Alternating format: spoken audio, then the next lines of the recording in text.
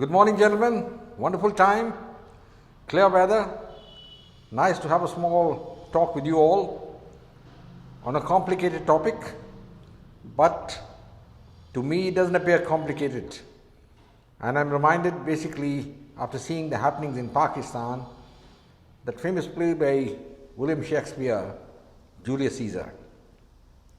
If you recollect, Caesar was a very popular leader. And when he crossed the Rubicon and came towards Rome, the Roman people accepted him. They adulated him. But there were friends who knew Caesar who thought he's going to become emperor, and they made a conspiracy to murder him. And on the famous Ides of March, they murdered Caesar.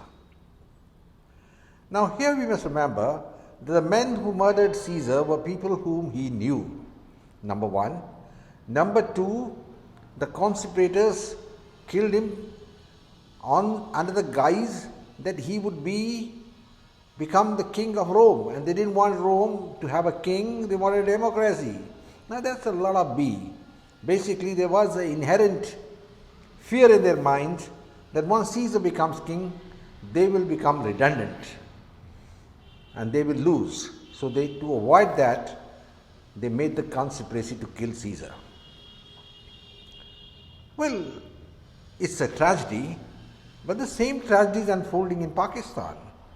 And I'm afraid Pakistan has a lot to answer for what's happening. Now let's look at what happened in Pakistan. Imran Khan is the most popular leader of Pakistan, and his popularity can be gauged from the fact that of the last 6 elections held, 8 elections, by-elections held, he's won 6 of them. His party has won 6 of them. And the ruling dispensation led by the brother of Nawaz Sharif, that is Shahbaz Sharif, they're wondering what's going to happen. If there's election now, we're going to lose, we'll sit in the wilderness. So the reason is there. They were all the conspirators knew Caesar, and here also all the conspirators, they knew Imran very well. Not that Imran has no faults. He's got plenty of them, but he does not deserve to be killed the way they had planned it, an assassination when he was leading the freedom march from Lahore to the capital of Pakistan, that is Islamabad. He was killed, the attempt was made on his life on the way. And nobody can convince me that the people who made the attempt on Imran Khan didn't know him. They knew him very well. And they were scared that if Imran comes to power, we will become redundant. It's the same thing like what happened to the friends of Julius Caesar. And they murdered him. And in this case, they wanted to kill him, or murder him, or assassinate him. You can use whatever word you want. And then they thought we'll live in peace. But it didn't happen. You see, everything doesn't happen like clockwork mechanism. There's so many things, wheels within wheels. And so what happened was, the attempt was made. There was a man firing with an automatic rifle. 2 bullets, I believe, hit Imran Khan, but he's now back to normal. He's getting ready, and the march is to continue. And the people who have come on the back foot are the Pakistan Army, the Prime Minister, Shahbaz Sharif. Now Shahbaz Sharif has gone and made a statement, and he said that if I had planned this, then I don't deserve to be the Prime Minister of Pakistan. Now do you expect him to say anything other than this? He's got to say this thing. But he's trying to pin the blame and bring India into the picture by stating that India is involved. This is again like passing the buck and trying to mislead the people that India is involved. Why should India be involved? There is no question of India being involved. India has nothing to do. Imran was not a friend of India.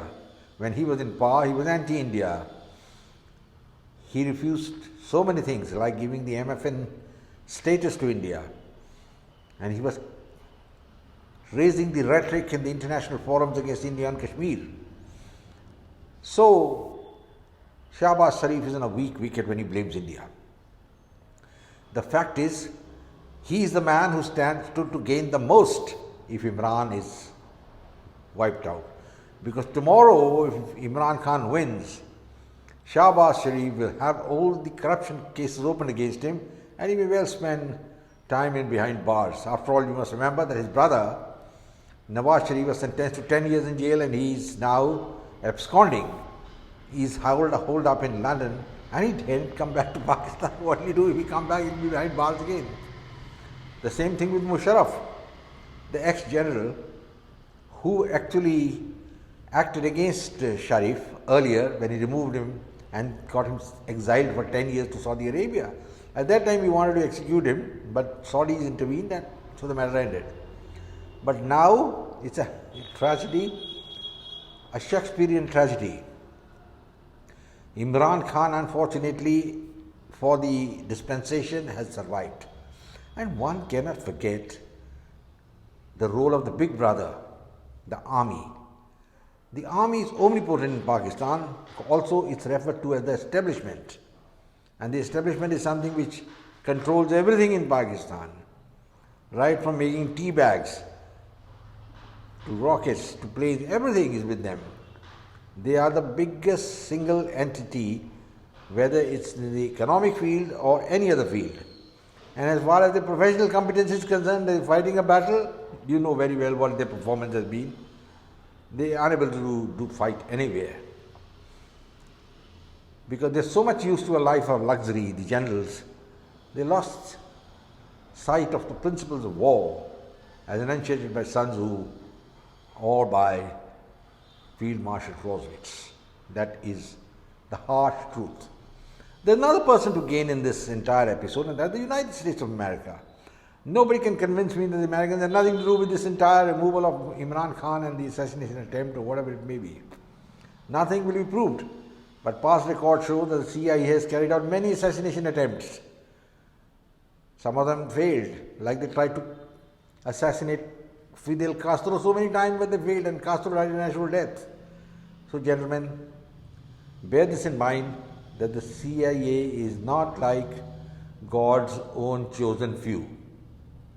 They are men who are looking for power to further the American policy, and that is the point that matters.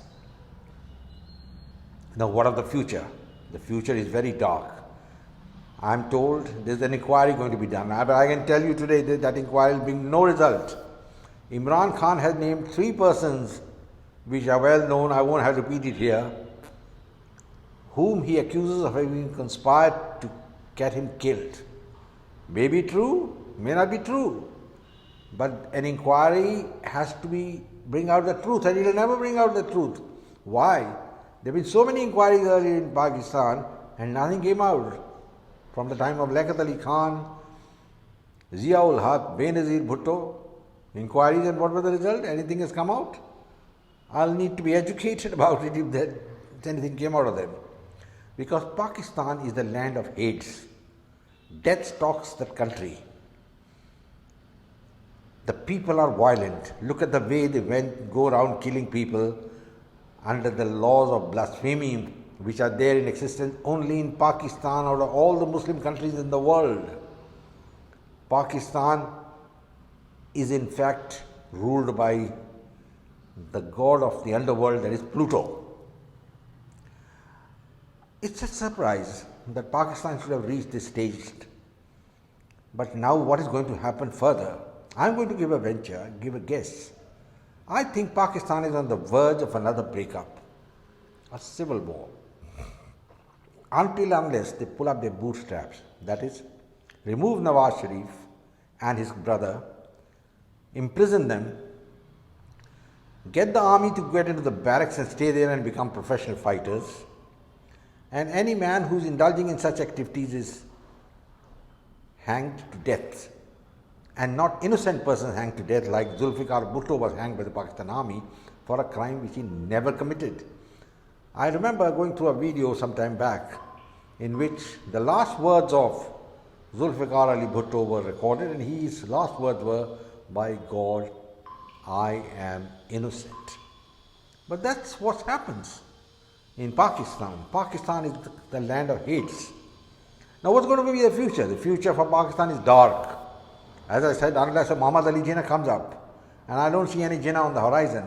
Imran Khan is certainly not Jinnah. He's got a lot of faults, but he's better than the lot. Now he's going around praising India, but when he was in power, he was terribly anti-India. And now the future. Army is not going to allow Imran Khan to come back to power. Long march or no march. And the Pakistan army itself on the back foot because they can't come back to power themselves because the Americans won't allow it. And what is the next issue? The next issue is a division in society, a division in the country. Let's wait and watch, gentlemen. I'm pretty sure something serious is going to happen in the next few months. The ball has just started. Everybody's playing a chess game. Somebody's moving the pawn, somebody moving the knight, somebody moving the castle, all to checkmate the king. Who wins? We don't know. But the battle becomes interesting and the world will sit back and watch. But there is a real danger because Pakistan is a nuclear armed state and that's why Joe Biden's statement holds value. What did he say? He said Pakistan is the most dangerous country in the world and I echo the same words. I hope my Pakistani friends will listen to what I am saying and try to get out of the morass in which their country has got into. Why can't you live and let live? Why can't you live in peace with India? Why can't you have you to build up rhetoric, build up violence? Why can't you do away with the blasphemy laws? Why you have to go around killing people like Imran Khan? Fight him on the battlefield, fair and square. Well, gentlemen, these are all wishful thoughts. We don't know what's going to happen in the future. But one thing is very clear. Pakistan is on the edge of the precipice of self-destruction. And I hope they get out of it. They're able to survive. Because it is in the interest of India that Pakistan remains a viable state and in the interest of America and the world as well. Well, gentlemen, I close now and I hope you'll like this video. It's a little short, yes, but I think I made my points. I wish you all the best of luck. Do subscribe to my channel, share it with your friends. And I close now with the words, Jai Hind, God bless you all.